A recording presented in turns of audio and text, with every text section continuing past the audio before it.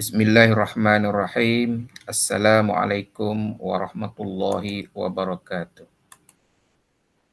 Berikut disampaikan taklimat pelaksanaan tugasan kerja khusus bagi kursus pendidikan Islam GPIM 1022 di bawah program persediaan ijazah sarjana muda perguruan.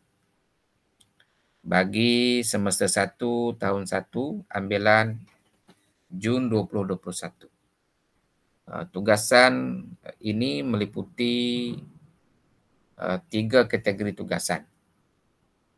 Tugasan yang pertama ialah penulisan dengan wajaran 35%. Tugasan yang kedua penganjuran, juga wajarannya 35%.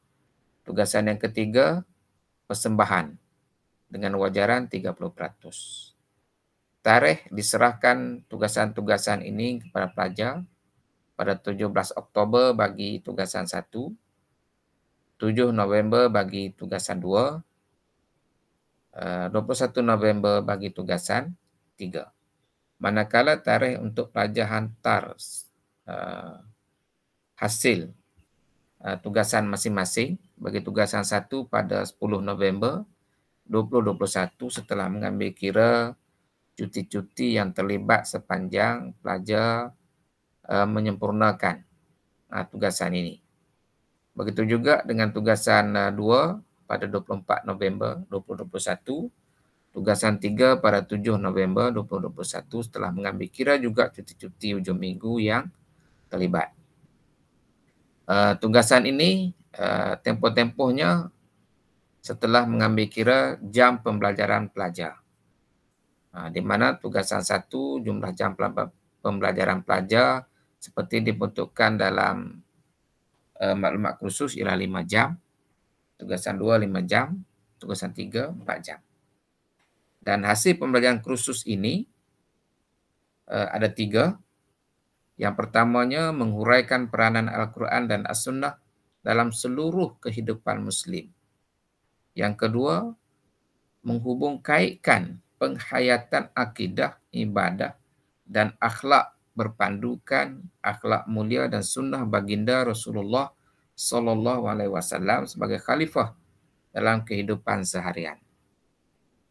Dan hasil pembelajaran kursus yang ketiga ialah menilai penghayatan akhlak mulia dan sunnah baginda dalam kehidupan Muslim sebagai khalifah. So, tugasan ini melibatkan kesemua hasil pembelajaran kursus ini, iaitu HPK 1, 2 dan 3.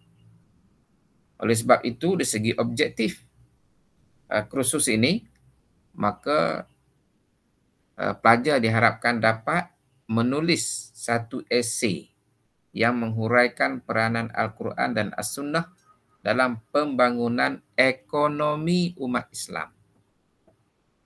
Pembangunan ekonomi. Kemudian pelajar juga diharapkan dapat menganjurkan satu forum yang menghubungkaitkan penghayatan akidah dalam kehidupan seharian umat Islam di Malaysia, berpandukan sunnah baginda Rasulullah Sallallahu Alaihi Wasallam. Dan pelajar juga diharapkan dapat membentang sebuah penilaian penghayatan sifat-sifat mahmudah dalam kehidupan umat Islam di Malaysia, berpandukan sunnah baginda Rasulullah Sallallahu Alaihi Wasallam, menggunakan mana-mana aplikasi persembahan yang sesuai. Justru kita lihat dulu satu senario dalam dunia hari ini, dalam satu dapatan kajian yang dibuat oleh sebuah NGO Islamicity Index, menzahirkan bahawa kedudukan negara-negara Islam agak tercorok dari segi penghayatan nilai-nilai Islam. Pada tahun 2020,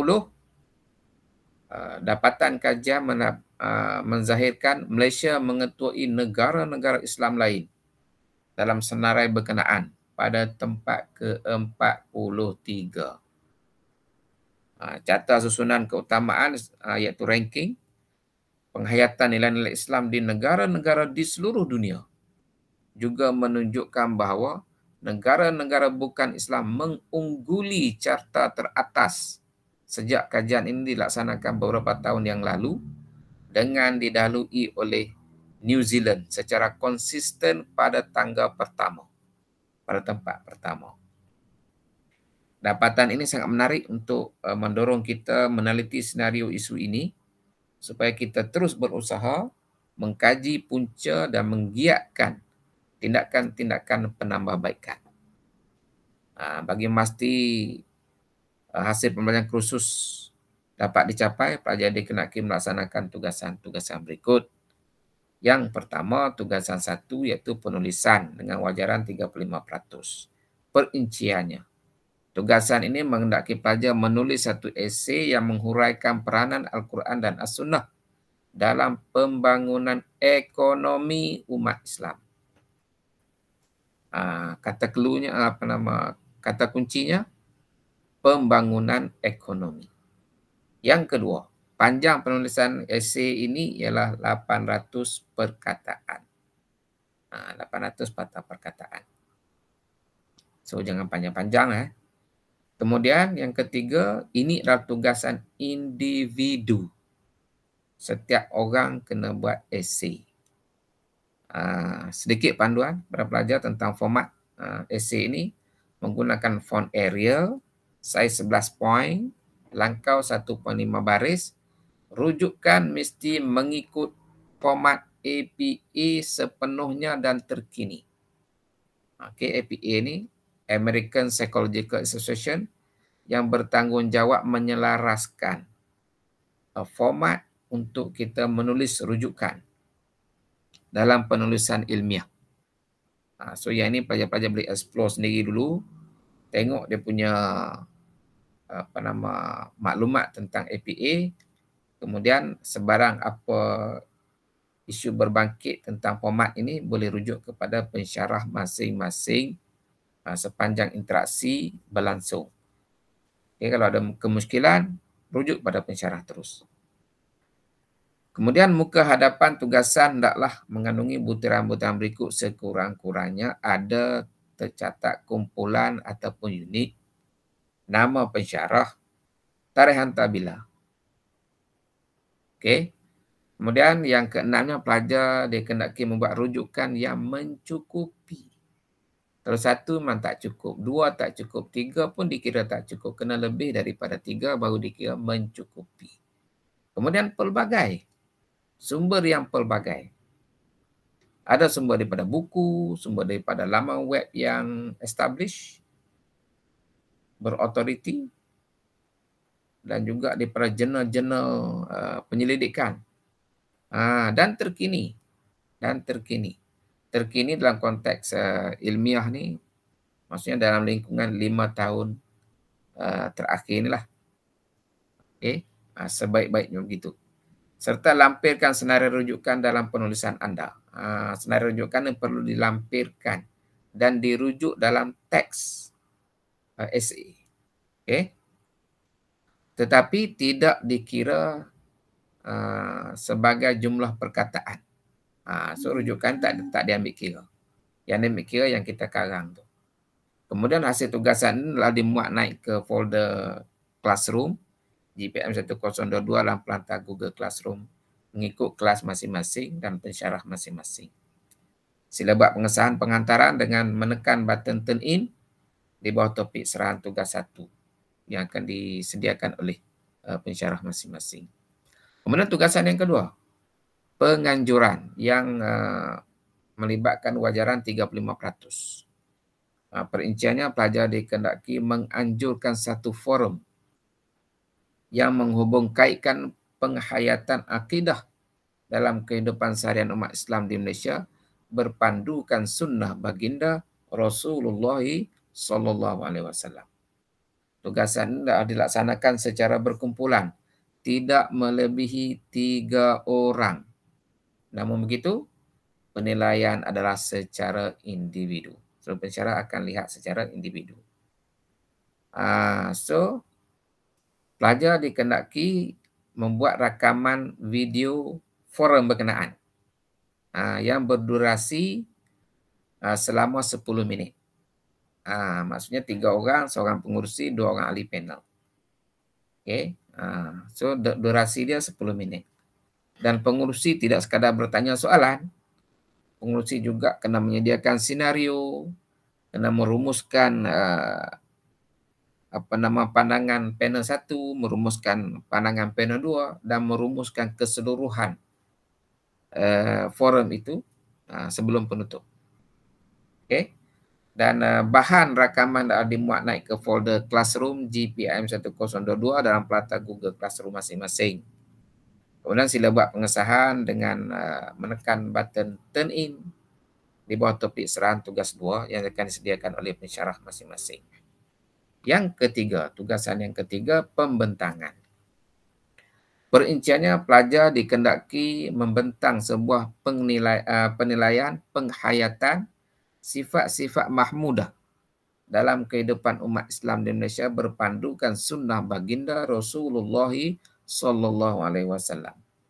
Menggunakan mana-mana aplikasi persembahan yang sesuai.